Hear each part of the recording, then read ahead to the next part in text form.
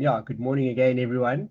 Thanks very much for the opportunity to come and chat to you about kind of meditation and mindfulness, and kind of specifically, as Louise mentioned, what I'd like to share with you this morning is just how meditation has shaped my well-being. So um, I'll give you a little bit of a short story, and then maybe we can, depending on time and the agenda, if there's any kind of Q&A, we can open up for a bit of a chat. And if anyone wants to reach out to me offline, just any questions about any of the topics that we cover, then yeah, you can just get my details from Louise, and we can go for it.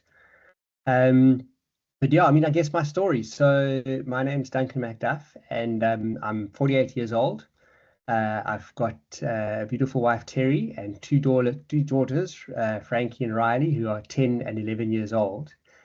And in 2021, I received a terminal cancer diagnosis with a very, very poor prognosis. So the doctors advised that before we even kind of started any kind of thought around treatment, that I actually get my affairs in order. And in all probability, I had very little time to live. They weren't giving clear timeframes, but it was kind of weeks. And this was clearly a very, very kind of scary time for me. And at that pivotal moment, I was actually also invited to join a Sangha, which is a meditation group, where I discovered the joy of living teachings, which are given by Mingyur Rinpoche, which is this teacher guru that Louise mentioned. And this meditation practice has become an absolute lifeline when it comes to living with and navigating cancer on a daily basis. It provides me with clarity, it provides me with strength and resilience. And it's also helped me understand concepts like impermanence, equanimity, and this has had a significant impact on how I now choose to be in the world. And it really has been a journey. So, on the initial diagnosis, facing the reality of imminent death was hugely confronting. It was terrifying and overwhelmingly sad. But it was also the catalyst to a deep personal transformation journey, which is still ongoing. And I think mindfulness has been a large part of that, and it has really taught me a lot of resilience. It's provided a lot of much needed perspective on how to weather the turbulence and the emotional turbulence of the various different treatments, scans, biopsies, surgeries, and approaching that and navigating our way through that, all with a kind of inner sense of calm and acceptance. And through this practice, I now respond to fear, not with despair, but actually with curiosity and an open mind. And it's been incredible at how through this mindfulness and being aware of the nature of mind, I've developed this sense of curiosity, which has really been like the kryptonite to the fear. So, when you're having procedures and, they're sticking an 18-inch needle into your liver, kind of just underneath your lungs, you can choose to look away and be terrified in the thought leading up to this process. Or you can be curious and say to the doctor, could you show me that needle? I've never seen a needle that long before. That looks terrifying, because it's not going to hurt. You're having anesthetics and stuff. And by actually watching the process unfold as they're doing it, because a lot of the biopsies are ultrasound guided, and you can actually see on the big screen and get the guys to explain, okay, so where is the tumor? Where are you going in? How are you going to take that sample? Really getting curious about it has been a very helpful tool for me. It's not obviously everyone's cup of tea. Some people would prefer to put the earphones in, the eye mask on, and just try and blank it out. But certainly it helped me a lot. And I think through this process, I've learned to hold the possibility of multiple concurrent outcomes lightly. And I think that's important in kind of navigating, the modern day and daily life as we lead it. We all have these best intentions and plans, and we all know that it's good to have these plans, and we all know that these plans very seldom, if ever, go according to plan. So being able to hold multiple outcomes concurrently has been a significant kind of benefit to me. There's always layers of complexity to unravel and process, and I'm talking from a medical perspective. As we're finding out more about how the disease is progressing, how are we then going to respond to it? But I think in your daily lives, both kind of from a personal perspective, but also from a work perspective, it's the same thing. Things are constantly shifting and changing and moving. So how do we build that agility and that resilience to be able to navigate things lightly and not get too fixated on outcomes? And then when we don't achieve those outcomes, we become frustrated, we become demotivated, we bored, we disengage. And meditation and mindfulness has really been very helpful for that. It's really helped me to embrace the impermanence and let go of fear and anxiety, which is essentially, these are trappings of the grasping mind. And overall, it's been an incredibly liberating experience. So, I found in the last few years, actually, like even in the darkest moments when the medical outlook has been grim, and there's been many of those occasions where I've been kind of close to the edge and possibly even beyond the edge, my practice and support has always grounded me. And I'll talk a little bit about why I think that might be in a second. But certainly it's been incredibly helpful. So in terms of shaping my mindset, meditation has really taught me how to shape my mindset regardless of circumstances. So not being beholden to what's happening to you. So with mindfulness centered on kind of awareness, love and compassion and wisdom, the daily challenges that I encounter don't feel so overwhelming. And obviously I can't control the course of my illness. I can choose how I want to experience each day. And through this self-awareness, choosing to respond rather than react in any potential triggering situations has really helped lower anxiety levels and helped lead a more kind of balanced life.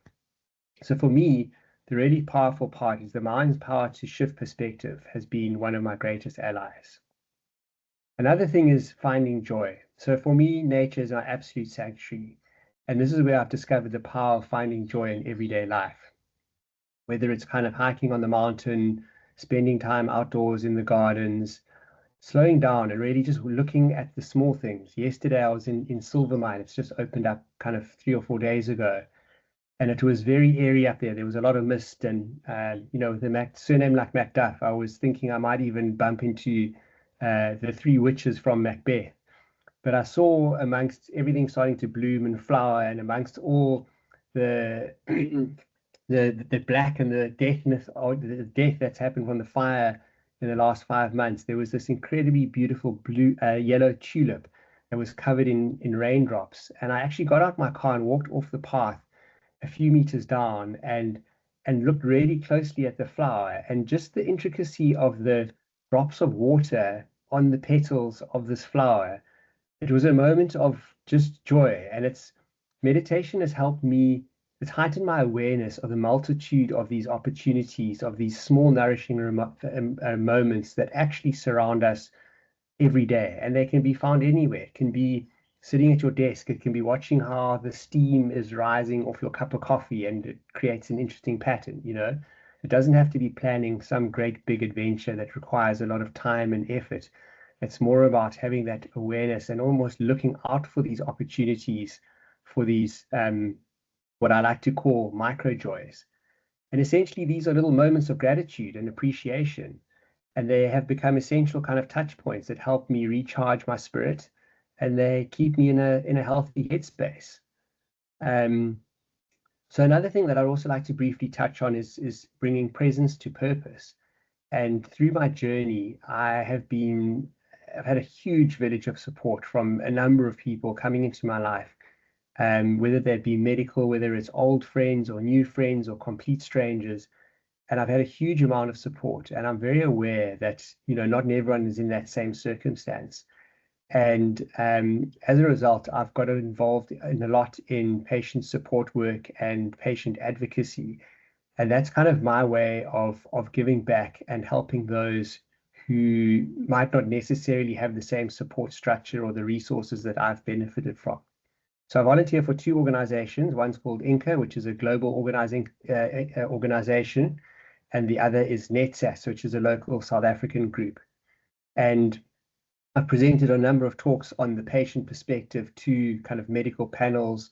I've been involved in medical trial development, working with Big Pharma to really ensure that the patient's perspective is included in the development of these trials and these programs. And so what happens if you're not responding? Do you get to switch over from the placebo to get the actual medication? How do you engage with the patients? How do you take all of their needs and accounts into consideration when you're running a trial, which is ultimately it's a business endeavor. I mean, these companies are wanting to find solutions, health solutions, but they are driven by shareholder profits, and they need to be successful. So it's recognizing that, but still pulling in the patient perspective.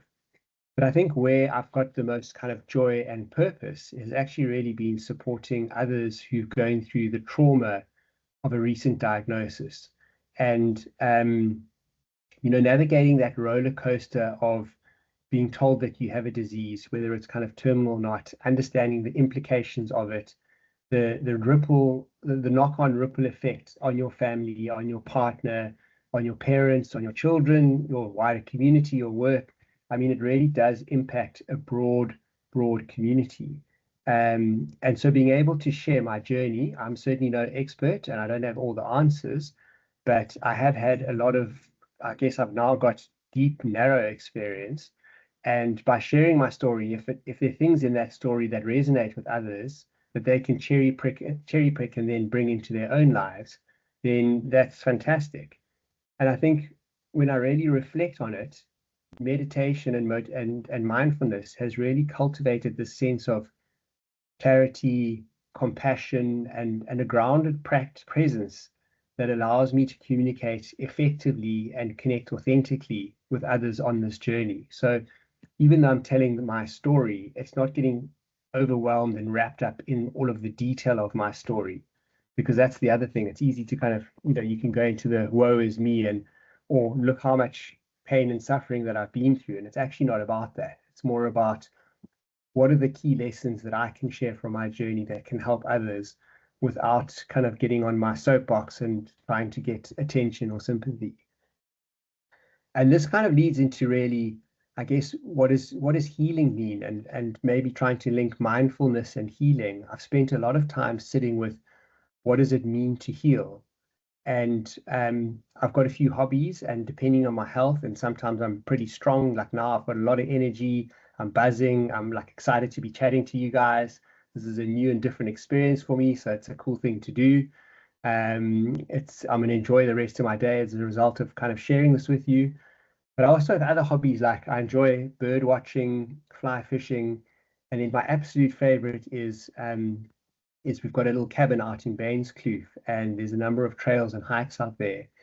And I've set up a number of camera traps, and every now and again, when you're lucky, we get some incredible footage of the elusive Cape leopard.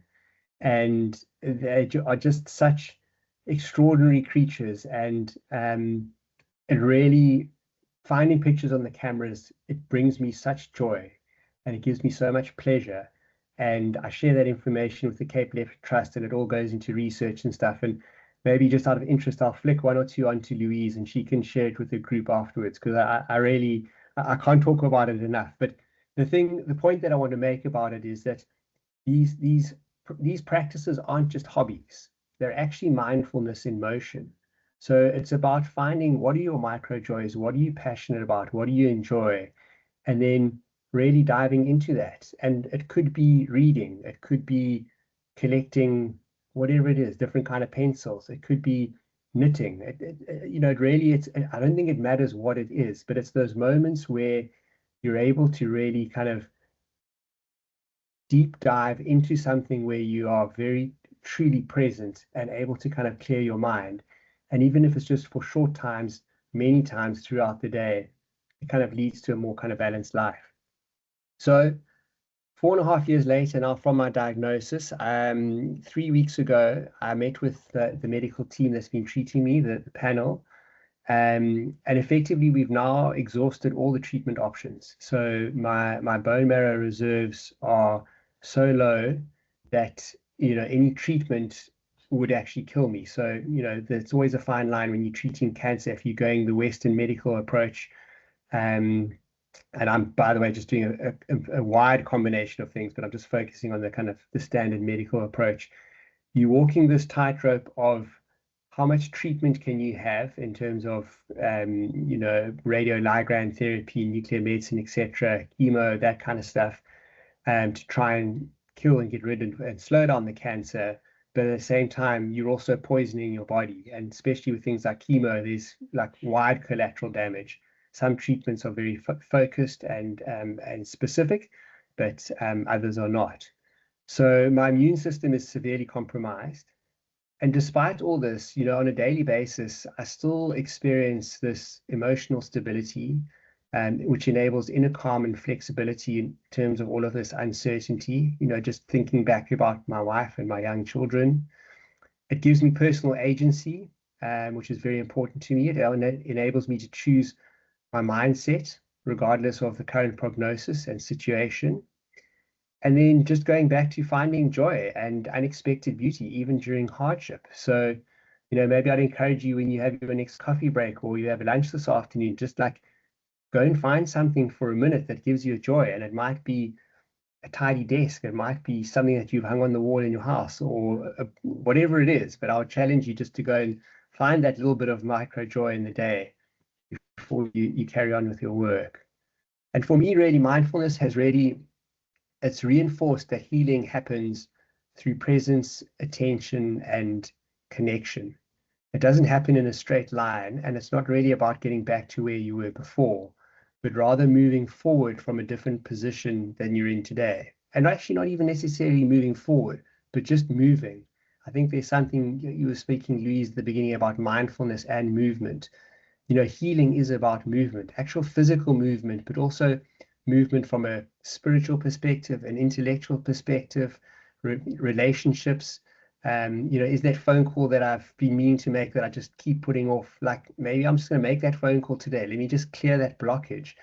Let me reach out to that friend. Let me send that message, whatever it might be. All of these small little things energetically make a difference and then collectively make a much bigger difference. So my kind of closing invitation to you all is that meditation and mindfulness hasn't changed my medical reality, but it's transformed how I live within it. And it's taught me that whilst we can't control what happens to us, we can control how we choose to meet it. And my choice has been to be through presence, intention, and compassion. And then one of the reasons why I was excited to chat to you guys today is that, if this conversation encourages just one person to explore some of these teachings with authenticity, it would be deeply meaningful. And I think that all that's really required, to be honest, is the curiosity to explore with an open heart.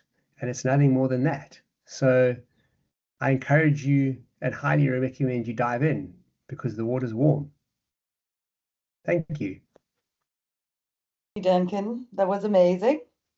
I just think your journey has been, I don't know, just to give you guys a bit of context, Duncan was already an incredible person before he got sick, very wise and with an open heart and just one of those incredible people. But I think just to watch you on your journey and how you've grown, and it's incredibly inspiring. And I think, what you said of leaving this legacy of inspiring people to meditate and seeing the power of it. And then for those people that maybe are going through their own journeys or journeys with families, but also actually just bringing it back to the everyday, the mundane day-to-day of work, kids, the juggle, things falling through the cracks, feeling overwhelmed, maybe feeling stressed, and going back to those practices that ground you. And as you say, you can't control what happens to you, but we can control how we choose to meet it. And things like meditation and mindfulness are the spaces where we kind of create the habits to have that control. And I just love that bit about the micro joys. So inspiring.